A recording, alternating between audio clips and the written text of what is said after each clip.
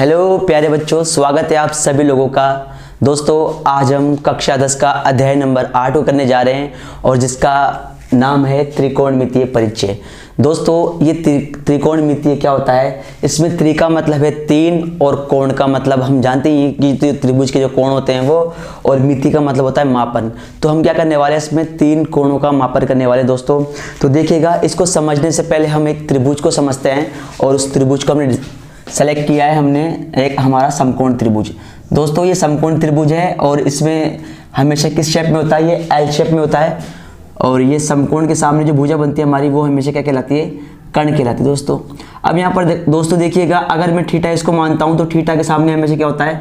लंब। और जो इसमें तीसरी भुजा होती है दोस्तों वो क्या होती है? हमारे आधार होती है दोस्तों। इसी प्रकार एक और देखना कि वापस मैं एक त्रिभुज बनाता हूँ और उस त्रिभुज का नाम है हमारे पास समकोण त्रिभुज। तो यहाँ समकोण के सामने बनने वाली भुजा हमेशा क्या कहलाती है? कर्ण कहलाती है। और अगर मैं थीटा इसको मानता हूँ तो थीटा के सामने हमेशा जो भुजा होती है वो क्या होती है? लंब होती है। और तीसरी जो भुजा रहेगी हमारी वो क्या रहेगी? आधार रहेगी दोस्तों। वापस एक और देखते हैं दोस्तों। ये वापस मैं एक समकोण त्रिभुज बनाता हूँ तो देखना दोस्तों, यहाँ पर जो एल शेप है वो एल शेप में मेरी एरी और ये समकोण है, और समकोण के सामने हमेशा भुजा कौन सी बनती है? कर्ण बनती है। अगर मैं थीटा इसको मानता हूँ तो थीटा के सामने हमेशा कौन सी भुजा होती है? लंब होती है। और बची क्या हमारी तीसरी भुजा? वो आधार। दोस्तों तो हमें पता लग पाया कि एक समकोण त्रिभुज में तीन भुजा होती है और जिसमें समकोण के सामने क्या होता है? कर्ण। अगर थीटा मानते थीटा के सामने क्या होता है? लंब। और तीसरी भुजा क्या होती है? हमारे पास आधार होती है दोस्तों। तो दोस्तों हमने समझा कि एक समकोण त्रिभुज है और समकोण त्रिभुज में समकोण के सामने हमारे कर्ण होता है और थीटा के सामने लंब होता है और जो तीसरी भुजा होती है वो हमारी आधार होती है दोस्तों। अब आगे की बात करें तो एक व्यक्ति थे हमारे पाइथागोरस ने एक थ्योरम दी, पाइथागोरस प्रमेय। देखो दोस्तों ये हमारे पास पाइथागोरस प्रमेय को हम समझते हैं। पाइथागोरस प्रमेय दोस्तों, पाइथागोरस प्रमेय के अकॉर्डिंग हम बात करें तो इन्होंने कहा जो हमारे पास जो कर्ण है ना, ये कर्ण क्या होता है? किसी समकोण त्रिभुज की सबसे बड़ी भुजा। ये क्या होता है? किसी भी समकोण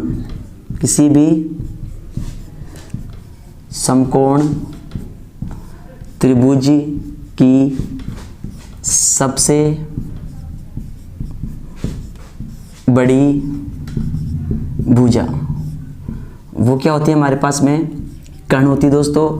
और देखिएगा दोस्तों, ये कर्ण जो हमारे पास में है, अगर मैं क्या कर दूं कर्ण का स्क्वायर कर दूं, दोस्तों कर्ण का स्क्वायर कर दूं तो ये अकेला कर्ण इन दोनों भुजाओं के वर्गों के बराबर हो जाता है। कि अगर मैं कर्ण का स्क्वायर कर दूं तो ये अकेला कर्ण क्या हो जाएगा? इन दोनों भुजाओं के वर्गों के बराबर। तो यहाँ पर क्या होगा दोस्तों?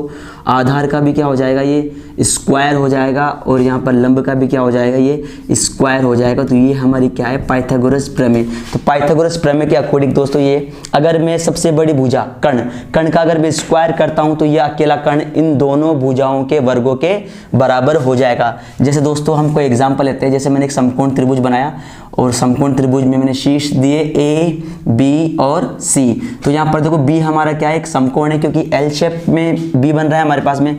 अगर मैं थीटा इसको मानता हूँ दोस्तों तो थीटा के सामने क्या होता है? हमेशा थीटा के सामने होता है लंब। और ये क्या है हमारे पास में? समकोण के सामने होता है हमेशा कर्ण। अगर मैं बोलूँ कि मेरे पास, और ये क्या बच गया हमारे पास में? आधार। अगर मैं बोलूँ कि मेरे पास जो आधार है वो कितना है? 2 मीटर का मेरे पास में आधार है और लंब मेरे पास में 3 मीटर का है। तो अगर हम इससे क्या कर सकते हैं? कर्ण ज्ञात कर सकते हैं दोस्तों। तो देखिएगा कर्ण क्या हो जाएगा? यहाँ पर देखना कर्ण तो हमें गिवन है ही नहीं, तो ये क्या होगा? कर्ण का स्क्वायर बराबर आधार हमें कितना दे रखा है? आधार हमें 3 दे रखा है, तो 3 का भी क्या हो गया दोस्तों? ये स्क्वायर हो गया। और लंब कितना है हमारा? 2, और 2 का भी क्या हो गया दोस्तों? ये स्क्वायर हो गया। तो यहाँ पर देखना दोस्तों कि कर्ण का स्क्वायर बराबर 3 का स्क्वायर होता है दोस्तों 9, और यहाँ पर 2 का स्क्वायर कितना होता है? 4 होता है दोस्तों। तो यहाँ पर देखिएगा दोस्तों, जो कर्ण है हमारे पास में, कर्ण स्क्वायर वो कितना आ जाएगा हमारे पास में? 13 आ जाएगा। और यहाँ पर हम जानते हैं, और स्क्वायर का जब हम पक्षांतर करेंगे तो किस में आ जाएगा? वो अंडर रूट में। तो यहाँ पर कर्ण कितना होगा दोस्तों? हमारे पास में √13 हमारा निकल जाएगा। इसी प्रकार से हम एक और प्रश्न लेते हैं दोस्तों। जैसे यह हमारे पास में क्या है? समकोण त्रिभुज और इसके शीर्ष ए, बी और सी क्या हो गए? इसके शीर्ष हो गए। और ये समकोण है और समकोण के सामने हमेशा क्या बनता है? कर्ण बनता है। और अगर ये थीटा मेरे पास में सी है तो इस थीटा के सामने क्या होगा दोस्तों, लंब होगा। और जो तीसरी जो भुजा रहेगी हमारी वो क्या रहेगी, आधार रहेगी दोस्तों। देखो दोस्तों, अगर मैं बोलता हूँ कि लंब मेरे पास में कितना है, 3 मीटर का है और आधार मेरे पास में 4 मीटर का है, तो दोस्तों हमें कर्ण ज्ञात करना है। तो अभी हमने समझा था, अगर हम क्या कर दें, कर्ण का क्या कर दें, हम स्क्वायर कर दें, तो ये क्या होगा कि आधार इन दोनों भुजाओं के वर्गों के बराबर होगा। आधार का भी स्क्वायर और यहाँ पर क्या हो जाएगा दोस्तों, लंब का भी स्क्वायर। तो देखो कर्ण हमारे पास है तो इसको हम मानते हैं कर्ण का स्क्वायर। दोस्तों आधार कितना है हमारे पास में, आधार है 4 और 4 का भी क्या हो जाएगा स्क्वायर, और लंब है हमारे पास 3 और 3 का भी क्या हो गया दोस्तों, स्क्वायर हो गया। तो के स्क्वायर बराबर आधार का स्क्वायर हो गया, हमारा 4 का स्क्वायर 16 प्लस 3 का स्क्वायर कितना हो गया 9। और जब इन दोनों को हम ऐड कर देंगे तो कितना आ गया 25। और इसका स्क्वायर का पक्षांतर किस में होता है, अंडर रूट के अंदर। और हम जानते हैं कि 25 का जो वर्गमूल होता है दोस्तों वो कितना होता है 5। तो हमारे पास कर्ण कितना आ गया दोस्तों, यहाँ पर 5 आ गया दोस्तों। दोस्तों त्रिकोणमिति को समझने से पहले हमें एक समकोण त्रिभुज को समझना होगा। दोस्तों देखिएगा कि समकोण त्रिभुज क्या होता है।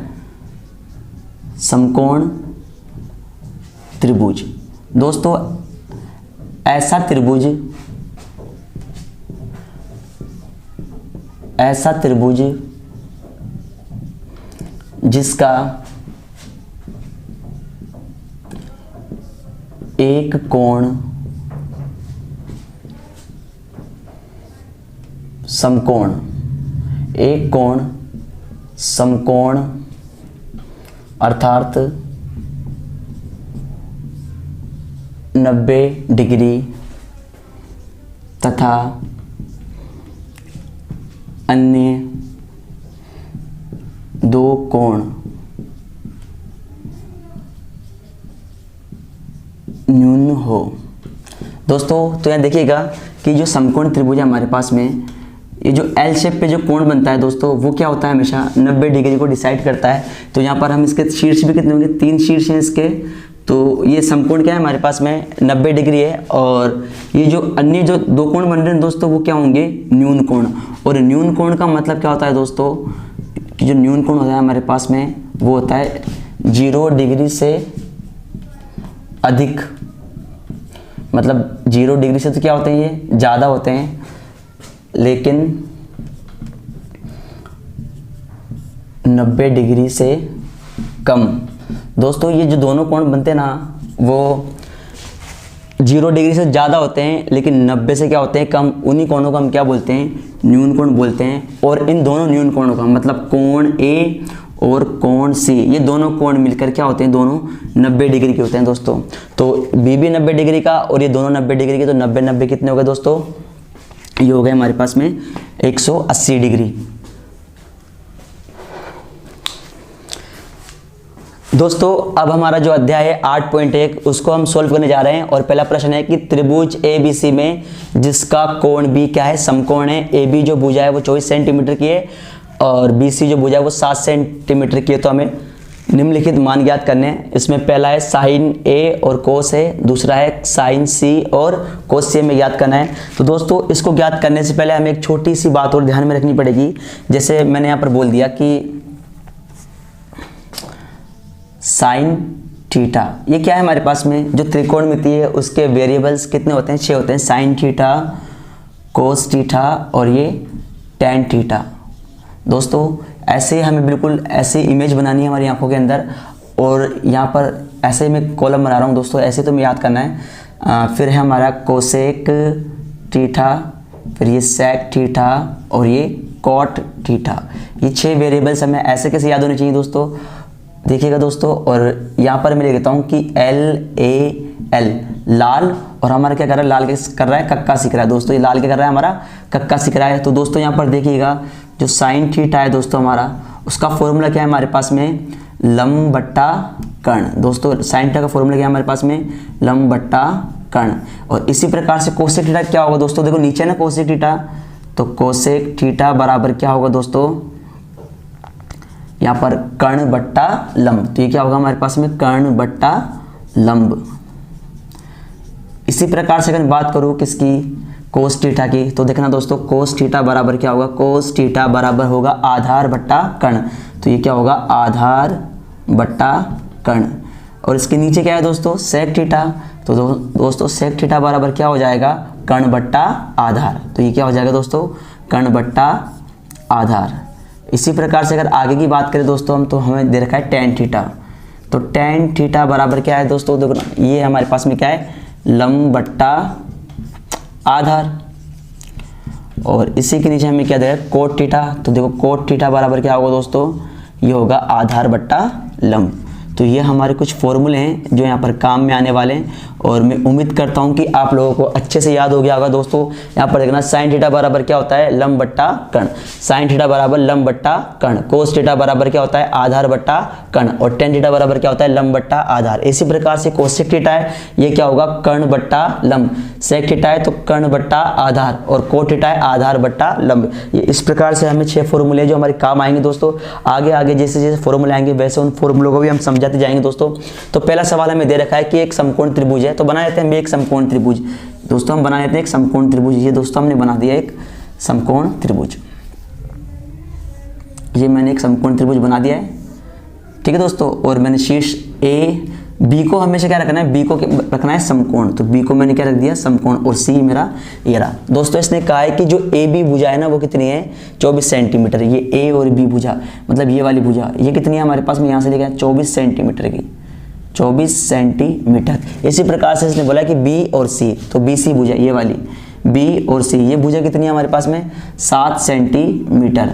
तो दोस्तों हमें क्या निकालना है, तीसरी भुजा निकालना है। ये पहले हम जो इसमें जो भुजा मिसिंग है पहले उस भुजा को निकालेंगे।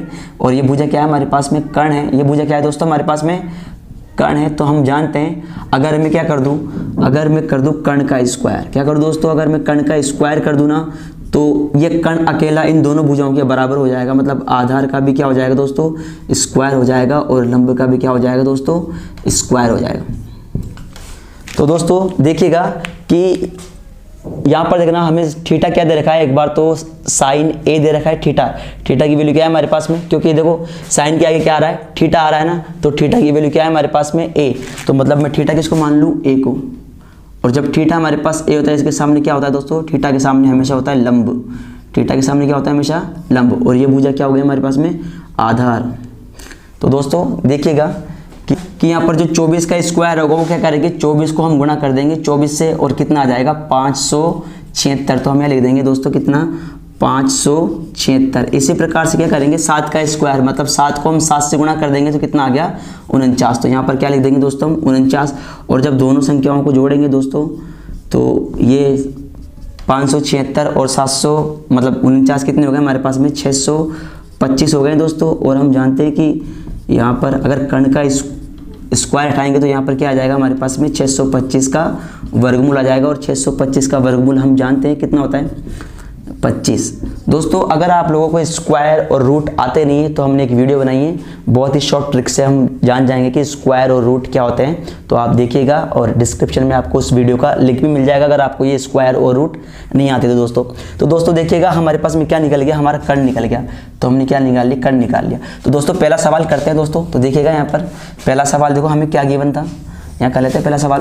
पहला सवाल दे रखा था हमें कि साइन ए और ये कोस ए। तो दोस्तों यहाँ पर देखना साइन ए। दोस्तों यहाँ पर हम देखेंगे कि साइन थीटा बराबर क्या होता है हमारे पास में, लंब बट्टा कर्ण, लंब बट्टा कर्ण। तो लंब बट्टा कर्ण, तो साइन का साइन, ए का एक। देखो लंब कितना है दोस्तों इस सवाल के अंदर, लंब है हमारे पास में कितना, 7, और कर्ण कितना है हमारे पास में, 25। इसी प्रकार से मुझे क्या निकालना है, कोस ए निकालना है दोस्तों। मुझे क्या निकालना है, कोस ए। तो कोस ए में थोड़ा आगे निकाल लेता हूँ। तो यहाँ देखिएगा दोस्तों कोस ए। तो कोस ए का फॉर्मूला क्या है, ये रहा दोस्तों हमारे पास में, कोस ए ही क्या होता है, आधार बट्टा कर्ण। तो ये हमारे पास में क्या है, आधार बट्टा कर्ण। तो ये कोस ए बराबर आधार कितना है दोस्तों, तो यहाँ देखेंगे आधार है हमारे पास में 24 और कर्ण कितना है दोस्तों, 25। तो एक तो आंसर हमारा ये हो गया और एक आंसर हमारा ये हो गया। ये हो गया दोस्तों हमारा पहला सवाल। अब हम दूसरा सवाल सोल्व करते हैं इसी का। तो दोस्तों इसी सवाल का हम दूसरा सवाल करते हैं और दूसरे सवाल में दोस्तों यहाँ पर क्या दे रखा है, हमें साइन सी दे रखा है और कोस सी दे रखा है, जबकि पहले सवाल में हमें दे रखा था साइन ए और कोस ए। इसका मतलब पहले हमने थीटा किसको माना था, ए को, अब थीटा किसको मानना पड़ेगा, हमें सी को थीटा मानना पड़ेगा। तो दोस्तों यहाँ ध्यान से देखिएगा कि यहाँ पर अब थीटा की वैल्यू क्या हो जाएगी हमारी सी, मतलब थीटा हमें किसको मानना पड़ेगा, सी को। और क्यों मानना पड़ेगा, क्योंकि अब इसने थीटा की जगह क्या लिख दिया, सी लिख दिया है दोस्तों। और इससे पहले वाले सवाल में थीटा की जगह क्या लिख रखा था, इसमें ए लिख रखा था दोस्तों। यही बात हमें समझने वाली है। देखो दोस्तों ऐसे कैसे लिखते हैं, ये ए है, ये बी है और ये सी है। यहाँ पर कितना है 24 और यहाँ पर है हमारे पास में 7 और यहाँ पर कितना है 25। तो दोस्तों अब थीटा मैं किसको मान लेता हूँ, सी को। तो थीटा जैसे मैं सी को मानता हूँ ना, तो थीटा के सामने क्या होता है हमारे पास में, लंब। और ये क्या है हमारे पास में, ये है कर्ण। और जो तीसरी भुजा रहेगी दोस्तों वो क्या रहेगी हमारे पास में, आधार रहेगी दोस्तों। तो यहाँ पर देखिएगा कि साइन सी, देखो साइन का फॉर्मूला क्या होता है दोस्तों, कि साइन सी बराबर दोस्तों, साइन थीटा मतलब होता है कि लंब बट्टा कर्ण। तो लंब बट्टा कर्ण,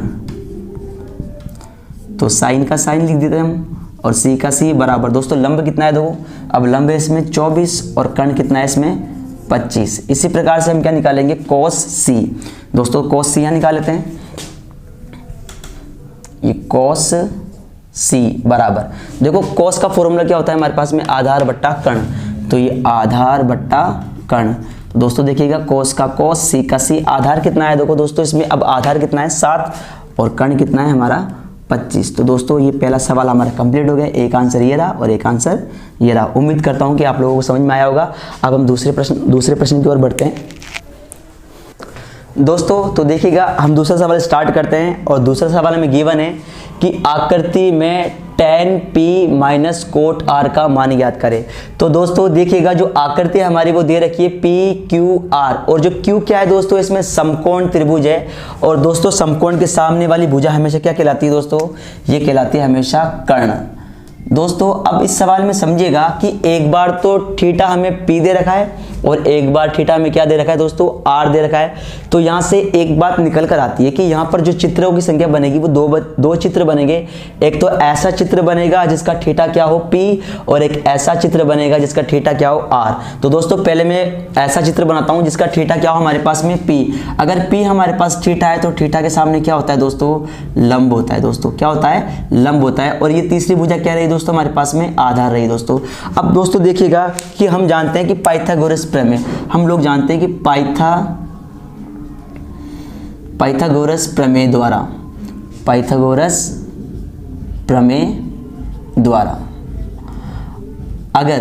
अगर मैं क्या कर दूं दोस्तों, कर्ण का अगर मैं स्क्वायर कर दूं ना, तो कर्ण अकेला क्या होगा कि आधार का भी स्क्वायर प्लस लंब का भी स्क्वायर, ये अकेला इन दोनों के मतलब वर्गों के योग के बराबर हो जाएगा। तो दोस्तों कर्ण कितना है हमारे पास में 13 है और 13 का क्या कर देंगे स्क्वायर बराबर। दोस्तों आधार कितना है हमारे पास में 12 और 12 का भी स्क्वायर, और लंब कितना है वो हमें दे नहीं रखा तो मैं इसको L मान लेता हूँ दोस्तों, L का स्क्वायर। तो 13 का स्क्वायर होता है 169 और 12 का स्क्वायर होता है 144 और L का स्क्वायर तो हम L स्क्वायर मान लेते हैं दोस्तों।